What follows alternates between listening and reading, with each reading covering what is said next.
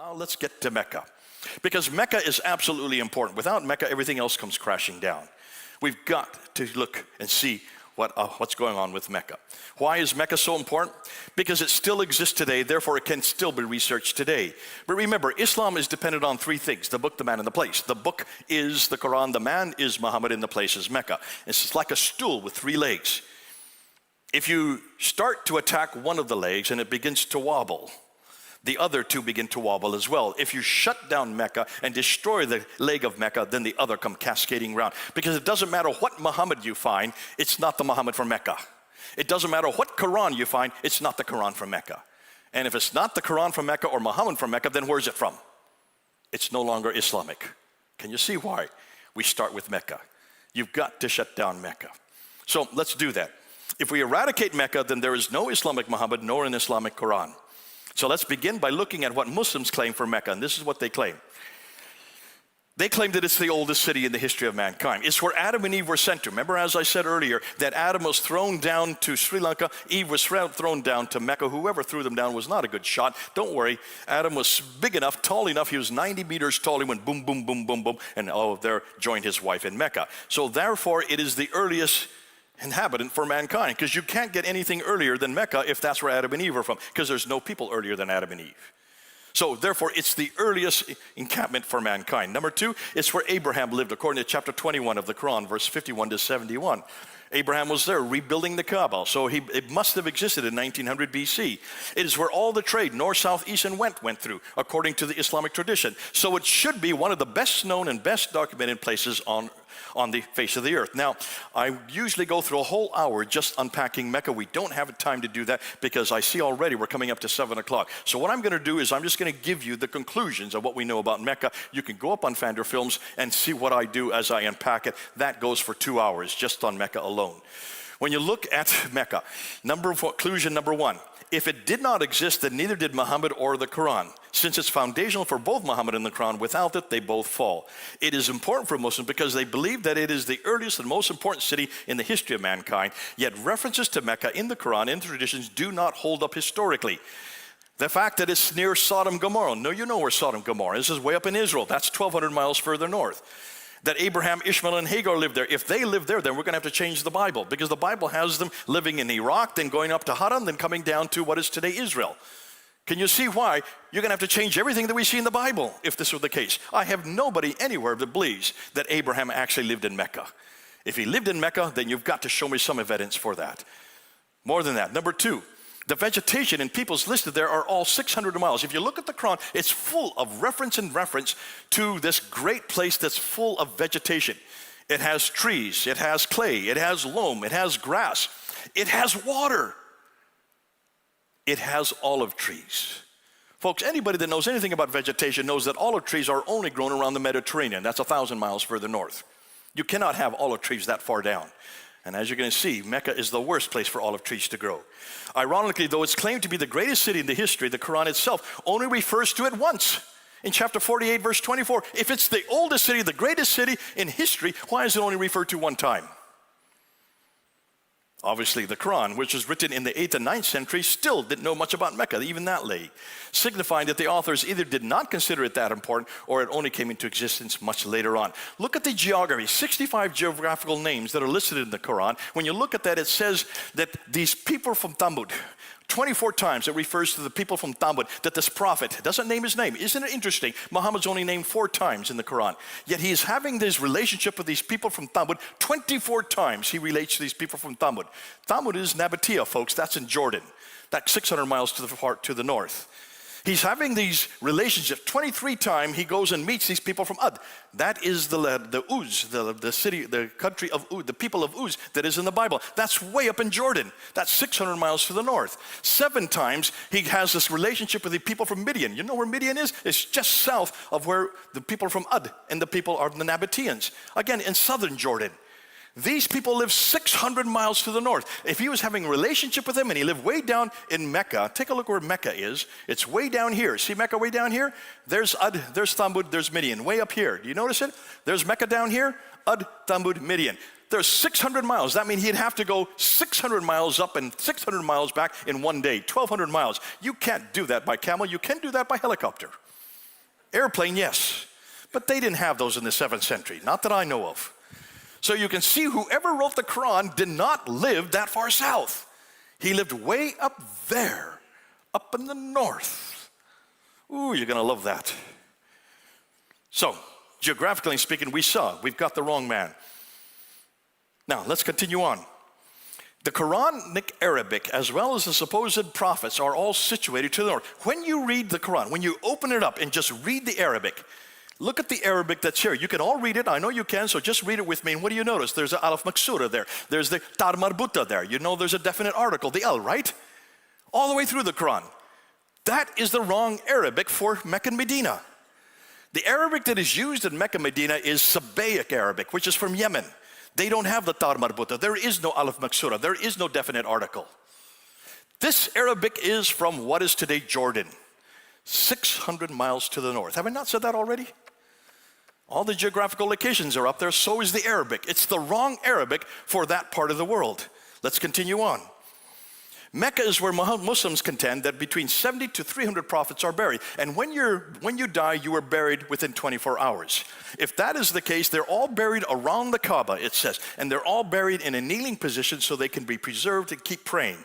If that is the case, they're still preserved today. Yet look at all of the construction that's going on in Mecca today. When you look at Mecca today, look at all these towers. Look at that big clock tower, the 4th highest building in the world. There it is right there, looking down onto the Kaaba. There's the Kaaba and there's the clock tower. The 4th highest building in the world. Look at all these cranes. Look at all these buildings, 62 skyscrapers. When you build skyscrapers, you've got to dig deep foundations, do you not? And when you dig deep foundations, you come across artifacts, do you not? And the archaeologists show up. And they start licking their lips because that means you're going to find all these artifacts that start to recreate the history of the city. We've asked the archaeologists who live in Mecca, what have you found? And they look down at their shoes. Not a thing. They've not found a thing there. Oh, they did find ruins from an Ottoman fort from the 13th century AD. Not BC, but AD. Ooh, that's only 700 years ago. Can you see why no one wants to talk about this? And that's why they're now building all these buildings to cement the whole case over. If you look here, they have now destroyed Khadija's house, the wife of Muhammad. They destroyed her house. They destroyed, right there is where the Muhammad was born. There's Khadija's house. There's where Muhammad was born right there. They're destroying all these so that they're covering up with cement so no one can ask this question. You cover up the evidence with cement because they know there's nothing there. Absolute nothing there. They have to find 300 prophets. They can't even find one. When you then ask the surrounding nations, now Dr. Patricia Corona was head of department at Oxford University. She wrote a book called Meccan Trade and the Rise of Islam. Now this woman reads and writes 15 archaic languages. She reads Akkadian, she reads Nabatean Aramaic, she reads Syro-Aramaic, she reads languages you've never even heard of before. She's one of the only ones in the world that can read these languages. Hugely, hugely important. And so she decided to go back to the original documents to ask, where is this Mecca that you're all talking about? Which is a pretty important question to ask, isn't it?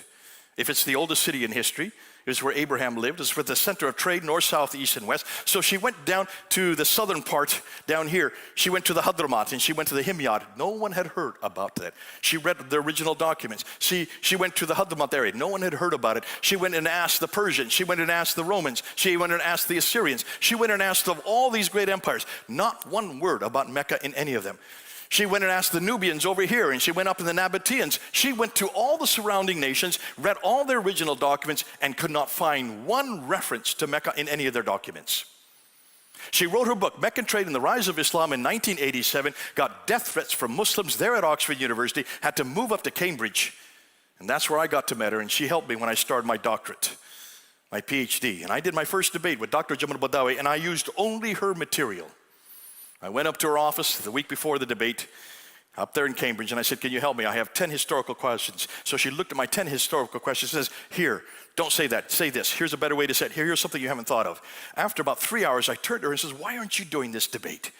You're the world's leading authority on Mecca. You read and write 15 languages. I hardly even read and write 3 or 4. And look at you have been able to find. You should do this debate. She looked at me and she started laughing. She said, Jay, I have a chair to protect. I have an institution to represent. I can't do this debate, but you have no chair to protect. And the only person you're responsible to is Jesus Christ. You have all the freedoms to this debate, but I don't. And she was absolutely correct. This is in 1995 she told me this.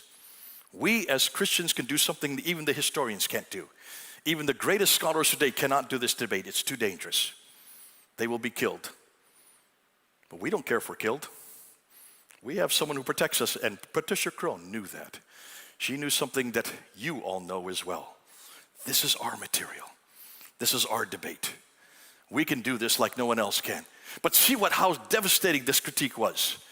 She went and looked at all the other insignificant towns that were there around Mecca and said, well, listen, maybe these towns were not known about either. Maybe it's just because that part of the world was just not known. So she went to Aden, she went to Najran, she went to Taif, she went to Yathrib, she went to Khaybar, she went to Tabuk, she went to Petra, she went to Gaza. All these insignificant towns that were right surrounding Mecca up on the Western Plateau, and she found references to every one of them that go all the way back to 300 BC.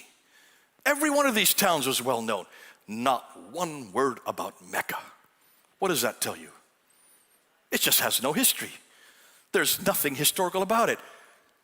And the reason, when she looked at the trade routes, and she went and looked to try to find the trade route, that's why she wrote the book. She noticed that all the trade routes, if you look and see, they're all on the Western Plateau. Look at this picture here. There you can see. There's Sana'a, there's Najran, there's Taif, there's Yathrib. Tabuk, Khaybar, there is Gaza. Notice they're all up on the Western Plateau. That's where the water is. Where's Mecca? You can see it's off the Western Plateau, 3,000 feet off. Why would you go down to a little hamlet that has no water if you have camels? No wonder, it's not on the trade route. That's why no one's heard of it. Up to 741 AD, no historian nor geographer had ever referred to the city. She went to look at Ptolemy. Now, Ptolemy is the great geographer of the Arabia. He wrote his book in the 2nd century AD, and he wrote all about Arabia. So she went to look at his book, and she went to look at the maps. She went map after map after map that recreated what Ptolemy had said. And what was conspicuously missing on every one of these maps, what was conspicuously missing in his geography of Arabia was the city of Mecca. Not one reference to it. Proving even as late as the 2nd century AD, there was no reference to this city.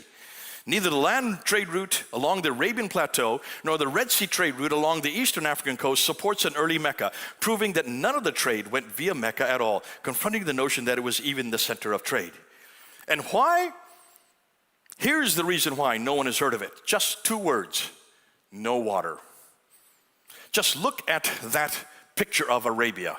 There's Mecca and Medina. See it there? Mecca and Medina, right in the middle. It's in the middle of a desert. If there's a desert, there's no water. No water, no food. No food, no people. No people, no towns. No towns, no city. No cities, no history. No civilization at all. How long did it take me to say that? 5 seconds. That's all you need to say. If there's no water, there's no food. There's no food, there are no people. No people, no towns. No towns, no cities. No cities, no history. No civilization. No wonder no one's ever heard of Mecca. It's in the wrong place. You can't have a history without water. And that's why everything we're finding in the Quran, in all the traditions, is way up north. Why? Because that's where the water is. Mesopotamia, the land of the 2 rivers. Everything is up in the north, 600 to 1,000 miles further north, or down in the south, because that's where the water is. Despite Muslims claim that they had the Zamzam well, and therefore the Zamzam well gave them all the water they need, and it's there today. You can see it right next to the Kaaba, 30 feet away from the Kaaba. The Zamzam well not only outfits all the people in the world, 1.9 billion people can drink Zamzam water. You go to any Muslim bookstore, and you can see Zamzam water in liter jars, all from that little well. 4 million people come and do the Hajj every year, and they all drink Zamzam water from a well that's only 30 feet across and 50 feet deep. Where do you think the water comes from, that Zamzam well? Well, just go up on Wikipedia and find out. I did a whole research on this. You can find it out yourself. Wikipedia exposes it to you. See, it does not come from Allah like the Muslims say. They say it all comes from Allah, that Allah keeps the water there. No, it doesn't. It has pipes going into it, pipes coming out of it. Just follow the pipes. They go up to these big holding tanks, 11 of the largest tanks in the world, right up there in Mecca, 11 of them holding this water, putting in perfume into the water, and follow where those pipes come from, because you want to see where they get the water from the holding tanks? Just follow the water. It goes down to Jeddah, and it goes down to these desalination plants that you see right there. 27 of these desalination plants. None of it comes from Allah. They're made by Bechtel Corporation, Kansas City, United States. We supply the water. This has nothing to do with Islam. It doesn't even have anything to do with Allah. Thank God for America. Because of Mecca's water problem, Queen Zubaydah had built an aqueduct in 1801. They had such a problem that even as early as the 9th century, they had to build an aqueduct to support the water. Now, what about the Hajj? When you get to the Hajj, you notice what Muslims do. Well, the first thing they do is they circumambulate that square building there. That's called the Kaaba. What does Kaaba mean? Well, it's in Hebrew as well. It means cube. That's what it means in Arabic, in Aramaic, in Syriac, and also in Hebrew. It's the same word. They all come from the same root. Well, where do you think the original cube is? In order to find the original cube, you need to go to Jerusalem. That's where the first cube is. That is where the Holy of Holies is called the Kaaba in Hebrew. And what did the Jews do whenever they came on pilgrimage to Jerusalem? They circumambulated 7 times going counterclockwise, right? Isn't that exactly what the Muslims are doing? Circumambulating 7 climbs counterclockwise? No Muslim knows why they're doing that. I'll tell you why they're doing it. They're just copying the Jews. It was in Jerusalem. After they circumambulate 7 times, what do they then do? They then run back and forth between these 2 mountains, Safa and Marwa, right there. 7 times. 7? Why number 7? That's the perfect number in Hebrew, right? But notice Safa and Marwa, are those mountains? There's a picture of it. There's another one. Are those mountains? No, they're just rocks, 20 feet high. Children can climb on those. That's Safa, that's Marwa. Obviously, these are not the original Safa and Marwa. This is not where Hagar went to look for water, between the 2 mountains to look for water. When she finally comes back where Ishmael is, there's the water coming out of the ground, and she says, stop, stop, zum, zum. That's why it's called Zamzam well, stop, stop. To understand where those come from, where those are originated, those are not the originals, those are nothing more than facsimiles. Possibly they came from Petra, but the real place they come from is Mount Scopus and Mount Moriah. Mount Moriah is where the Temple Mount is. That's where the Kaaba, the original Kaaba is. That's where the Jewish pilgrims would come and circumambulate 7 times going counterclockwise. Then they go down to the Kidron Valley, come back to Mount Scopus. Those really are mountains. They're still there today. What is the Arabic word for Scopus? Safa. What is the Arabic word for Moriah? Marwa. Marwa and Safa are Mount Moriah and Mount Scopus, Jerusalem. They've just taken what was originally there, brought it down to Mecca, and made nothing more than facsimiles of what was the real mountain. You've got to go to Jerusalem. Everything comes back to Jerusalem. Isn't that interesting? All the different practices they do comes from Jerusalem. No mosque had a Qibla. When Dan Gibson, he went to 100 mosques in the 7th and 8th century, looking at all the mosques as far away as China, as far away as in Kerala. He went to Turkey, he went down to Syria, he went to Africa, he went to India, trying to find the earliest mosques from the 7th and 8th century. And he noticed that all the Qiblas, that means the direction of every mosque, the Qibla wall, where they're all directed to, was towards what he thought was Petra. Not one was towards Mecca, not one. Not until 715, the 8th century, nothing was towards Mecca. And then in 715, suddenly the mosques start to face Mecca. That's 100 years too late. By 856, then all of them were facing Mecca, but that's 200 years too late. The antecedents for Mecca pilgrimage makes more sense with Jerusalem than they do for Petra or for Mecca, as they are not only earlier, but they have many more functional uses. Conclusion, certainly someone, somewhere, at some time should have known about the city, yet no one, anywhere, nor at any time has, proving that it never existed at the time of Muhammad, nor during early Islam. If Mecca did not exist, then where did both Muhammad and the Quran come from? That's next.